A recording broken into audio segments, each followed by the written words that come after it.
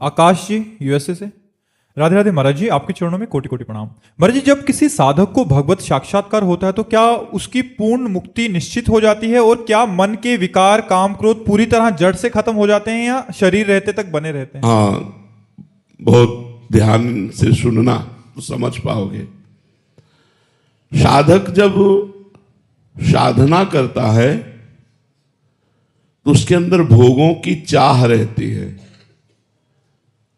भोग का सानिध्य प्राप्त होने पर गिरने के चांस रहते हैं। जब भगवत साक्षात्कार हो जाता है तब ये भोगाकर्षण खत्म हो जाता है। भोगाकर्षण नहीं होता। बिना स्वाद के वो भोजन पा रहा है, उसे स्वाद का तात्पर्य नहीं रह गया।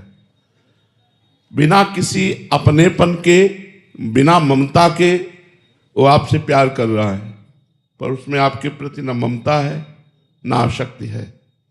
शुद्ध प्रेम, भगवत स्वरूप प्रेम। जब भगवत साक्षात्कार हो जाता है तो कर्म विवश कामादि दोष नहीं आते, लेकिन भगवत प्रेरित आते हैं। सिद्धों में भी भगवत प्रेरित आते हैं। जैसे देवर्षि नारद जी भगवान के अवतारों में गणना की गई है और स्वयं सिद्ध महापुरुष हैं देवर्षि नारद। अब उनके अंदर काम की संभावना ही नहीं। लेकिन जब भगवान ने देखा कि देवर्षि नारद के अंदर काम विजयी होने का गर्व है, तो भगवान ने काम को प्रेरित कर दिया, जाओ और अपना प्रभाव दिखाओ। थोड़ी देर में ही देवर्षि नारद जी ने देखा कि एक बहुत सुंदर नगर है, ये तत्कालिक, और वहां का जो नरेश है वो अपनी राजकुमारी का स्वयंवर कर रहा है। कौतुकोस पहुंच गए ऐसे। राजा ने देखा, साष्टांग दंडवत की आसन पर बैठा ला। जब अर्चना वंदना हो गई तो अपने परिवार के जनों को प्रणाम करवाने की प्रक्रिया शुरू की। जब उस राजकुमारी के आने की बात, जिसका स्वयंवर था, जे ही देवर्षि नारद जी ने उसको देखा, काम पीड़ित हो गए। बड़ी बड़ी अप्सराओं को भी देखने पर जिनका मन कभी विचलित नहीं हो सकता, वो देवर्षि नारद जी सिद्ध महापुरुष, भगवत प्राप्त महापुरुष, जब चाहे तब भगवान को बुला ले, ऐसी स्थिति के महापुरुष, उनको काम व्याप्त हो गया। अब जैसे जैसे नजदीक आ रही थी, उनके हृदय की स्थिति बदलती जा रही थी। इतने में राजकुमारी के पिता ने कहा, महाराज हमारी पुत्री का हाथ देखिए कैसी रेखा है। अब दूसरा चमत्कार है कि जो ही हाथ देखा पकड़ के, तो स्पर्श करते ही व्याकुल हो गए। और रेखा में जो लिखा था कि जो इसका पति होगा वो मरेगा नहीं, मृत्यु विजयी होगा, समस्त ऐश्वर्य उसके चरणों में लौटेगा। बड़े बड़ा वो सब भगवान के लिए। अरे नारद जी ने कहा, तब तो पक्का ब्याह इसी से करेंगे। नारद जी ने विचार किया, मैं इतना सुंदर तो नहीं हूं, बाबा जी हूं। राजकुमारी स्वयंवर में जयमाला पता नहीं डाले कि ना डाले। यदि मुझे भगवान का रूप प्राप्त हो जाए तो निश्चित जयमाला डाल देंगे। देखो, भक्त किसी भी स्थिति में माया से कितना भी ठगा जा रहा हो, उस समय भी भगवान में ही रहता है। ये भक्ति की महिमा होती है। कितना भी माया अपना प्रपंच फैला रही हो, उस समय में भगवान का आश्रय रहता है। देवर्षि नारद जी एकांत हुए और भगवान को पुकारा। पुकारते ही भगवान प्रकट हो गए। भगवान से कहा कि प्रभु, अब तो जब तब कुछ नहीं होगा, अब तो राजकुमारी से ब्याह मुझे चाहिए, इसलिए मैं हरि रूप मांग रहा हूं। इतना तो कहा, पर एक बात बहुत बड़े जोर की कही। कहा, जेहि विधि होई नाथ हित मोरा, करऊ सुबेग दास में तोरा।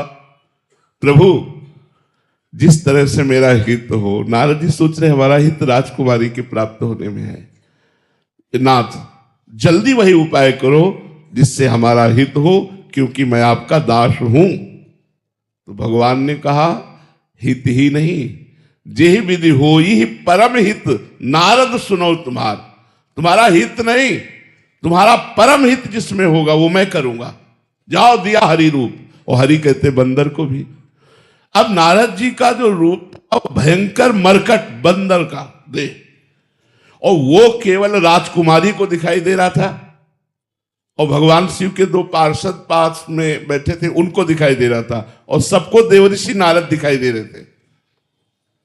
राजकुमारी जयमाला लेकर जे हुई बड़ी तो देखा ये कुरूप बंदर पहले क्यों बैठा है। माला लेके मुड़ गई। देवर्षि नारद जी ने सोचा शायद मुझे देखा ना हो, तो बगल के जो सिंहासन पर राजा बैठे थे उनके पास जे गए, उसमें खड़े हो गए। नारद जी बैठ गए। राजकुमारी ने फिर दिखाए बंदर कैसे आ गए। फिर वो नारद जी को लग रहा है कि ये क्या है, मेरे हरि रूप में आकर्षित होकर जयमाला क्यों नहीं डाल रही। इतना विचार ही कर रहे थे कि 16 वर्ष की अवस्था, घनश्याम शरीर, कमल लोचन, विश्व मोहन, भगवान पधारे। जे ही भगवान पधारे तो राजकुमारी ने जयमाला डाल दी। नारद जी को लगा मारो प्राण निकल गए। देखो काम विजयी महात्मा, भगवत प्राप्त महात्मा, लगा मानो प्राण निकल गए। अब क्या होगा, क्योंकि जयमाला तो भगवान शिव के पार्षदों ने कहा आप अपने को बड़ा सुंदर समझते हैं क्या, जरा जल में जाकर दर्पण में देखिए। तो उस समय उन्होंने जल में देखा, प्रति मरकट बदन भयंकर देही। अरे हमारे साथ छल, मैं इनको अपना स्वामी मानता था। देखो बुद्धि कितनी भ्रमित हो जाती। मैं इनको अपना स्वामी मानता था, मैं इनका दास हूं, और ये ऐसा। तो भले भवन अब बायन दीन्हा, पाओगे फलापन कीन्हा। आज पाला नारद से पड़ा है, तुम्हें दिखाऊंगा कि संत में कितनी सामर्थ होती है। और बड़े गुस्सा से वैकुंठ की तरफ चले तो रास्ते में ही मिल गए गलवैया दिए हुई राजकुमारी के, और देख के जल गए। कहा जाओ मैं साप देता हूं, जैसे मैं नारी के वियोग से दुखित हो रहा हूं, ऐसे तुम रोगे और दुखी होगे नारी के वियोग में। और जो मुझे बंदर की देही दी वही तुम्हारा सहयोग करेगी। जब साप दे दिया तब हरि माया दूर निवारी, तहा न रमा न राजकुमारी। जी भगवान ने माया हटाई तो न राजकुमारी जन लक्ष्मी जी कोई। अब देवर्षि नारद की बुद्धि शुद्ध हुई। अरे त्राहिमाम शरणागत प्रतिपाल को, ये प्रभु मैंने क्या किया, आपको शाप दे दिया।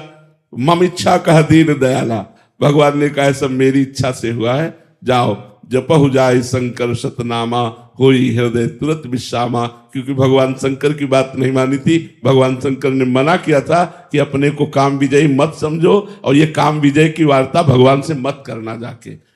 तो जो सिद्ध पुरुष हैं, जो अवतारी पुरुष हैं, इनमें स्वाभाविक काम प्रवेश नहीं करता, इनमें भागवत प्रेरणा से काम प्रवेश करता है, क्योंकि भगवान के निज दास होते हैं। जैसे देवर्षि नारद जी जैसे महापुरुष, तो ऐसे सनकादि भी महापुरुष हैं। अब वैकुंठ पधारते हैं और जय विजय रोक देते हैं, तो रुके रहना चाहिए भाई। अगर कोई गेटमैन रोक रहा है तो सभ्यता यह है कि आपको रुकना चाहिए, आपको लड़ना नहीं चाहिए। यह सिद्धांत समझना चाहिए। अगर द्वारपाल रोक रहा है तो आपको रुकना चाहिए, फिर प्रार्थना करनी चाहिए। फिर रोक रहा है तो फिर प्रार्थना करनी चाहिए। लेकिन उल्टा हो गया। जो ब्रह्म प्राप्त महात्मा होते हैं उनमें विकार नहीं होते, लेकिन भगवत प्रेरित क्रोध विकार सनक सनंदन सनातन सनत कुमार में आ गया और उन्होंने शाप दे दिया, जाओ तुम दोनों जय विजय 3 जन्म के लिए असुर भाव को प्राप्त हो, दैत्य भाव को प्राप्त हो।